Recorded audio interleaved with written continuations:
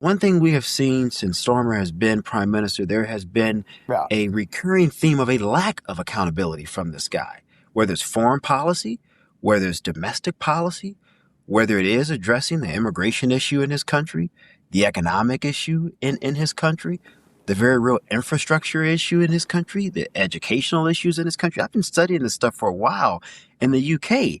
And so for him to say, well, it's Elon Musk's fault for bringing attention to this so people can say, well, wait a minute here. Why were the officers derelict in their duty? What are the trainings that these officers are going through? And how do we make sure that this doesn't occur again? It's about accountability.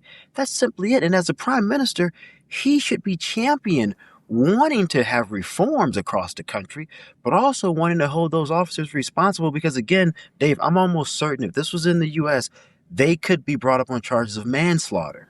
So why is he excusing this versus trying to bring accountability Right. to He it? seems more concerned about the guy who shined light on it. Keir Starmer has, it took him, I think, 4 days to issue a statement on social media, and he was basically forced to. He tried to ignore it, which is a bit ironic because during 2020, he and members of his party were very, very quick to weigh in repeatedly on George Floyd, which is something that happened in another country, and allowed himself to participate in a political stunt where he got down on one knee to show solidarity with BLM.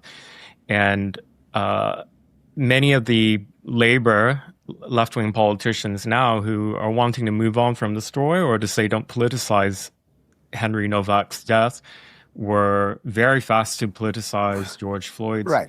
death.